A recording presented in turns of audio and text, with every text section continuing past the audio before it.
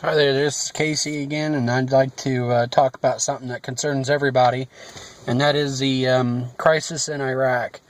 For those of you who have read snippets here and there and on the internet and on the news and in newspapers and stuff, they say that it's a civil war. Well, the problem with the civil war is that it needs to happen from the people inside that country fighting the people inside the country. Unfortunately, the people who are attacking the Iraqi government and a lot of these Iraqi people are part of an organization called ISIS, which is a basically like a I'd call more vicious associations to Al Qaeda. And they're very vicious. They kill civilians, men, women, children. They don't care. And they were in part responsible for the violence against the Assad regime in Syria. And they're moving on to other targets, like Iraq. Now, we can blame a lot of different things for why Iraq has fallen the way that it has. Where, you talk about Mosul and you talk about Fallujah and Tikrit. And, it's a number of things. One, Obama pulled out way too early. We didn't hit our milestones like we should have. And so we left the country basically soft.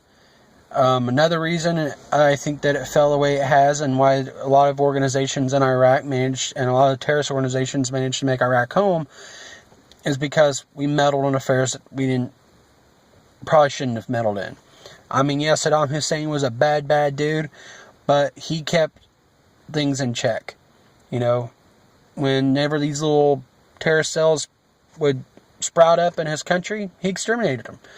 And part of the reasons why is he wanted to maintain power. As simple as that sounds and as vain as that sounds, it's part of what it was, but it helped keep the population under control, you know what I mean? So, it is what it is.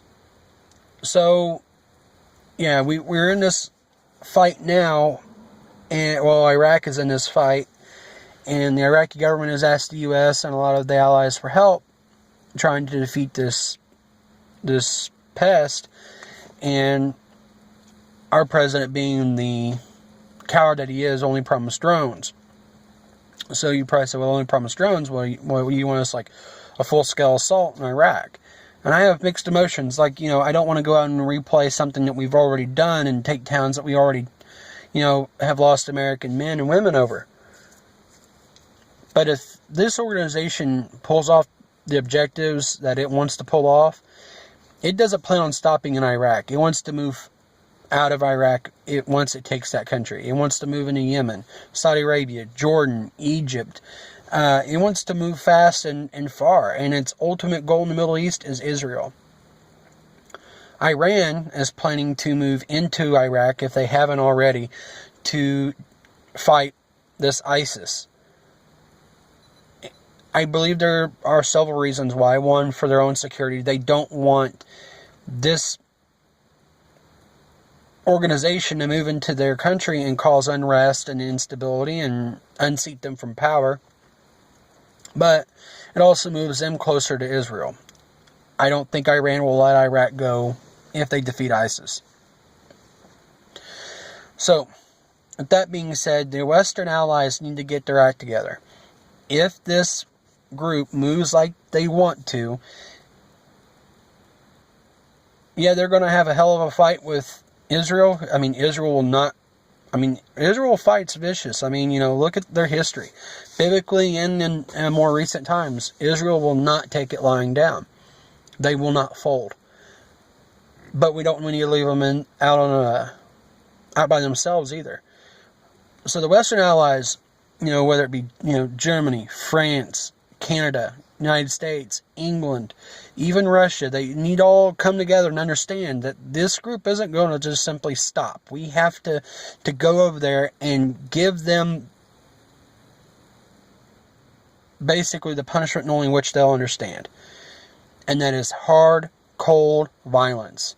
They only know slavery, death, war, and destruction. That's all they know. And and you can't reason with them, and we cannot appease them any longer. This is like the British during World War II in Germany. We just kept appeasing them, and they just kept getting more emboldened and kept moving forward.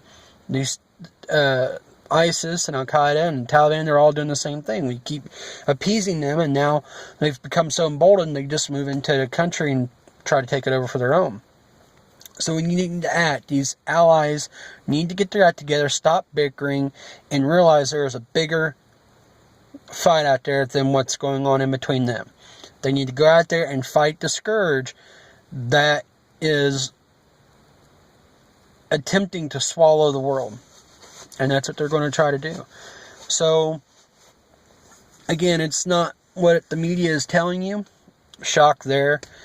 It is bigger than a civil war. It is an invasion. It is an engulfment of fire.